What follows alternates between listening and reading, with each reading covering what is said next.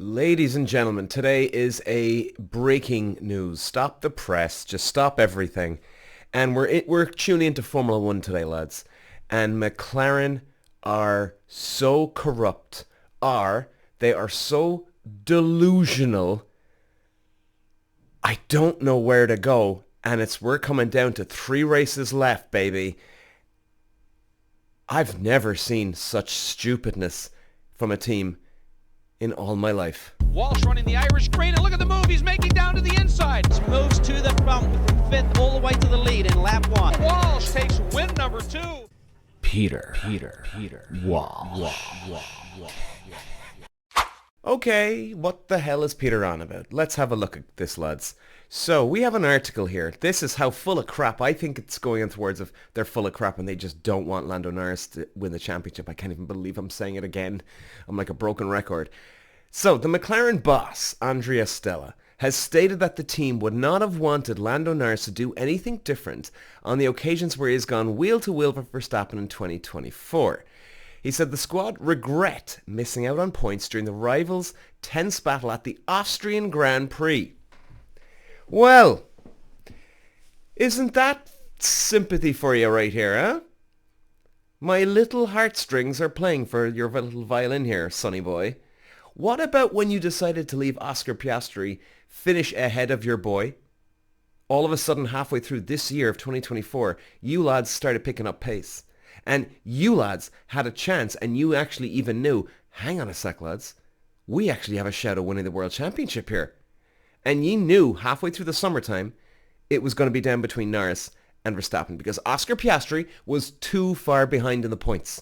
Now, Piastri was too far behind anyway, but you put all your money on Lando Norris because he's the closest possible driver to Max Verstappen. And what did you do for 3 races, lads? You let Oscar Piastri finish ahead of Lando Norris. Now, why is that important, lads? It's very goddamn important, because I don't care whether if you're racing karting, Formula Ford, 3, 2, or 1. It's all the bloody same. You go and try and win a championship as fast and as quick as possible. You get it wrapped up, hopefully have a couple of races to spare for the rest of the year, and then you carry on down the road. No. What did these lads do? They decided to screw over Norris, let him through, and then, ladies and gentlemen, you might have seen my other video. I have spoken about this, but I'm bringing it up again. In the Mexican Grand Prix, so not even 3 rounds, lads, that they decided to arse around Lando Norris. What they should have done is let Norris through. That's obviously a given. Number 2, they should have not have let an IndyCar driver take out Lando Norris's car in practice 1 at the Mexican Grand Prix. That was the most nuts, insane, suicidal crap I've seen ever from a racing team. I've never, ever in my life. I've seen corruption, ladies and gentlemen. I've seen stuff that you make your hairs stand on the back of your neck, right? How corrupt some people have been. But this is such a clear indication that these guys do not want Lando Norris to win the championship. Why? Why? For the love of God. You do not put someone into your boy's car. Period. You just don't do it. You just don't do it. You don't do it. What you do, you take less laps on the track because there'll be less wear and tear. Then you wrap that car up in cotton wool, and you also wrap up your driver in cotton wool because you want to make sure that your car is perfect, it's quick, there's no damage. Now, what if that IndyCar driver did go out? What if he did go out and actually rode the car off? I mean, it's not as easy as just throwing on 4 new wheels, lads, and wishbones, right? Once you put that stuff on, you also have got to do the tracking of the car, right? There's toe in, toe out. Like, these things measured, it takes time to align the car again. Because if you are putting on new wishbones, etc., like this, and tires, that's new parts, and something might be out of whack. So you've got to get the whole car in sync, in line, okay? Straightened up. Maybe that's the best way to explain that. You've got to get the car straightened up. So it's not just about putting on a couple of more wishbones. So my real point here is, Yes, it would have taken some time to repair the car if the guy crashed the car, but there could have been more problems. There could have been an engine problem, a gearbox problem, then that would have cost him 5 seconds. Now look, obviously that didn't happen. Okay, so why am I talking about this? Because they were risking something that was no need, and the last thing you want is anybody screwing with your car that you want to try and win the championship with. I have never seen such corruption against their own driver like I have seen with McLaren. Unless, lads, unless they are out of this world stupid. You know, maybe it is that. Maybe it is. But I can't see where all the teammates would say nothing and just sit there and, okay, let's just say nothing to Zach. Somebody would have said something already. Like, this is not... This is as obvious as your laces on your shoes untied, okay? You walk down the street, oh, my shoes are untied. It's as obvious as that. It's unbelievable, man. I just... God, I feel sorry for Lando Norris. And why didn't the IndyCar driver go into Oscar Piastri's car? Why didn't they put him into his car, huh? Would have made more sense. If Oscar goes out, well, look, you know, obviously we don't want to crash the car, but at least it's not Lando's.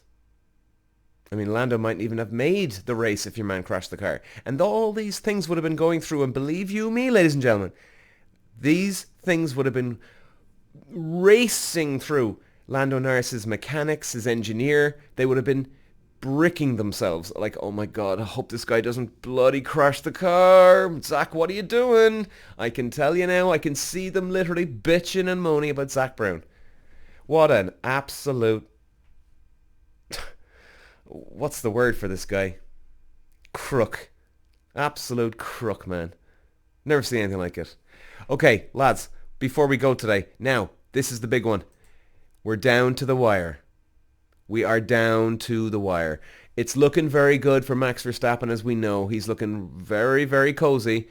It's not over until it is, but here's how Max Verstappen can win the championship. So, guys, we've got Vegas coming up this weekend. Now, Verstappen will clinch his 4th world title, I'm reading it out here, guys, on the streets of the Vegas Strip if he finishes the race 60 points or more clear of Norris in the standings. Okay? So, to put it simply, they say, Verstappen definitely takes the title in Vegas if he finishes the race ahead of Norris in any position. So, I think what they're basically getting to, guys, is even if they finish outside the top 10, like say Verstappen is, 13th and Norris is 14th, Verstappen still takes the crown because that's less points now than Norris can get to. So even if they finish second last and last, or if they finish first and second, anywhere, it doesn't matter. As long as Verstappen finishes ahead, whether it's in the points or not, Verstappen takes the crown. Okay. Verstappen can also clinch the crown in several scenarios if he finishes behind Norris, provided he's not outscored by the McLaren more than 2 points. We're getting very technical, I know, but let's keep going with this. So Verstappen is world champion in Vegas if he finishes ahead of Norris in any position, like we discussed. If Norris is second, 18 points, and he finishes third with the fastest lap.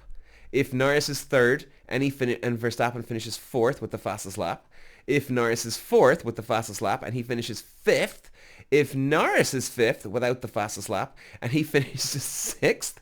If Norris is sixth without the fastest lap and he finishes seventh. If Norris is seventh without the fastest lap and he finishes eighth. And we've got the last two. If Norris is eighth without the fastest lap and Max finishes ninth. And the last one, if Norris is ninth without the fastest lap or lower, irrespective of he finishes, and that's it. So, ladies and gents, Lando Norris is seriously up against it. Now, some people are saying, does he really have the juice? Does he have the aggression? That remains to be seen. I'm being nice. I don't think he does, Lando Norris. He's a nice guy. I don't think he has that killer in him. He doesn't. Now, however, I will say this. That has not been the problem for McLaren this year. Now, I'm sorry if there's any Red Bull fans out there. Well, fine. Your boy's looking good here, okay? This is about Lando Norris here. All right? I'm giving him a bit of slack here. Lando Norris has been screwed over by his team this year. Insanely screwed over. And now, if, let's say, and we'll just finish with this, lads, if Lando Norris finished ahead of Oscar Piastri in those other 3 races that I've spoken about, he still would not have been in the championship lead. Okay? So, but bear with me. But the thing is, it shows, number one, that the team is not batting for you. So that's not going to do good things for you. Number 2, well, they still let Oscar Piastri finish ahead. And number 3, they risked everything putting an IndyCar driver into Lando Norris's car. Unbelievable risk. And the last one, guys, it would have put a lot of pressure on Max Verstappen having those extra points. Okay? A lot more pressure. And it's amazing. It's like that little stone in your shoe. Well, look, Peter, it's only a tiny little stone. But if that stone is there long enough, lads, it can cut into your skin, into your sock, into your skin. It can really make a difference, wearing you down. But the whole point is, McLaren should be ashamed of themselves. They really, truly should. And I'm going for Lando Norris this year, but, I mean, it's looking pretty much over now, isn't it? It is. It is. But let's see what happens in Vegas. So, guys, Vegas, a great, great race weekend. So make sure you check it out. I think in Europe, for my American listeners, I think it's on at 12 o'clock at night. For us here in Europe, it is on, I think it's 6 in the morning. Let me just double check that for everybody here, lads. And it really is. It's a great, spectacular one. It's going through the strip at nighttime. Amazing. So, guys, qualifying's at 6 in the morning in Europe, and the race is at 6 in the morning. So, it's Viva Las Vegas time, baby. Let's go. Walsh running the Irish crane, and look at the move he's making down to the inside. Moves to the front from 5th all the way to the lead in lap 1. Walsh takes win number 2. Peter. Walsh.